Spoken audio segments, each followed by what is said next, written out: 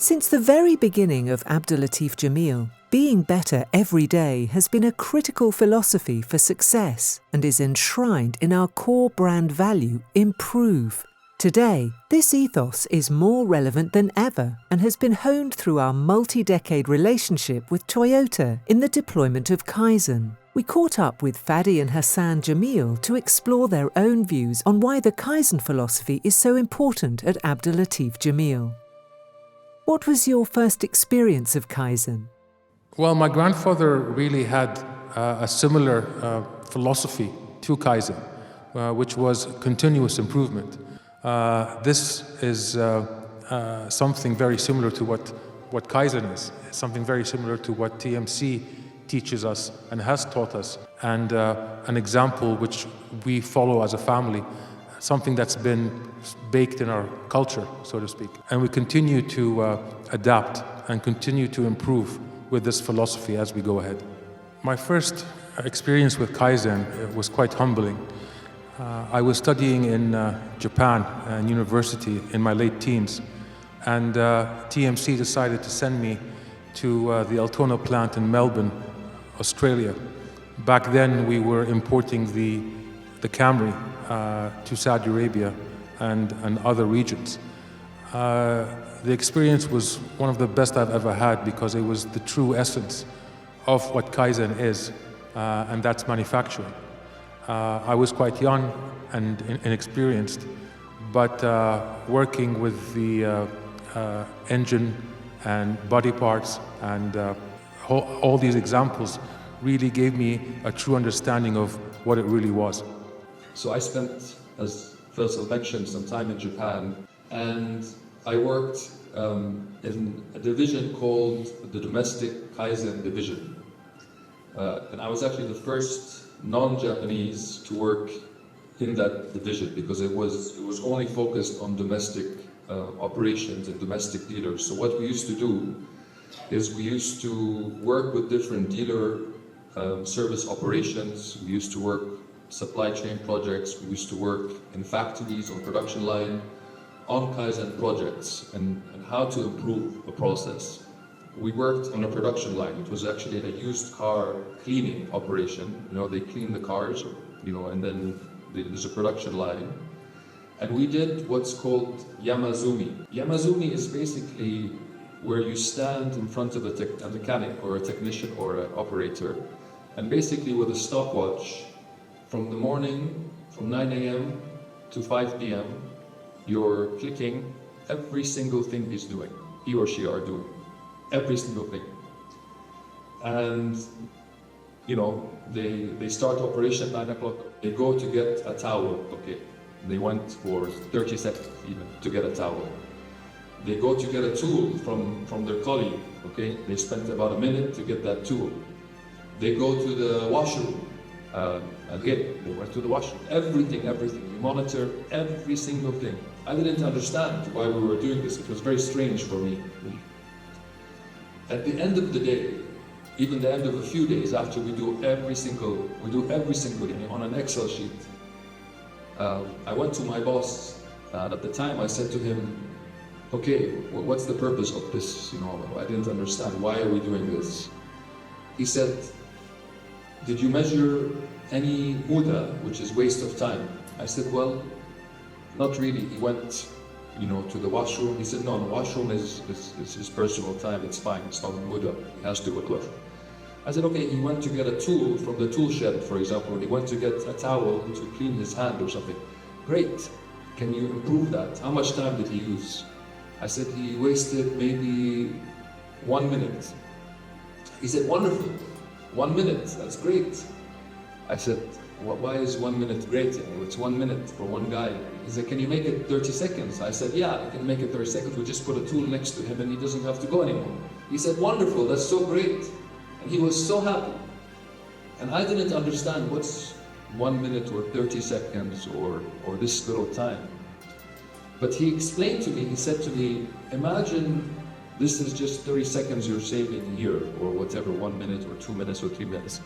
Imagine if you multiply that to every single mechanic on that production line. Imagine if you multiply that by every single day. Imagine if you multiply that by weeks and months and years. How much more efficient could you become? And to me, that's when I realized, okay, I get it. Who is Kaizen for? Now, when people hear this, they think, okay, Kaizen is operational. Kaizen is something you do in the service operations or in a service facility. But actually, there is Toyota Way today and Kaizen in hospitals in Japan. You know, there's hospitals that have taken up Toyota Way and Kaizen and Toyota Way production system in hospitals. There is, I just found out when I was in Japan this week or last week, there's something called Office Kaizen.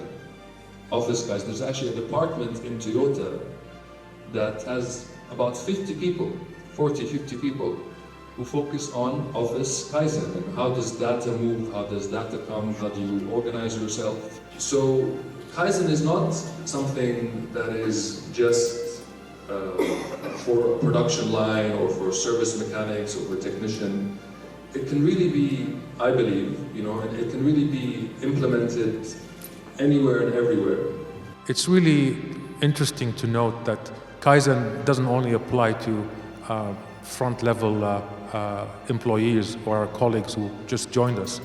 I know of presidents and vice presidents, the chairman himself of TMC uses Kaizen on a daily life basis. It's almost a philosophy to them, and they always talk about it when we meet them. It's a continuous discussion, it's a continuous application, something that we've embraced so strongly at ALJ. So it wasn't about a big billion-dollar idea that I'm going to change the world. It was about small ideas that are done by every single person in the company that are incremental every single day. And if the organization works on doing this every single day, the whole organization moves together as becoming more efficient and more productive, and that's the mentality of Kaizen. What do you think Kaizen really is? I think there's a misunderstanding with Kaizen that there always is an end game or a conclusion. There really isn't. It's always happening, it will always happen. There is always room for improving the situation or improving your goals. I think we learn and lead by example. I was trained in the Kaizen philosophy. My brother was trained, my father was trained, other members of the family and our colleagues were trained over the last 30 to almost 40 years. So this has really instilled a great respect to these practices, and we'd like to share them with our newfound colleagues. We need to, of course, be adaptable to change. We need to create a structure to be resilient, and we need to be flexible. We need to be able to change with the times.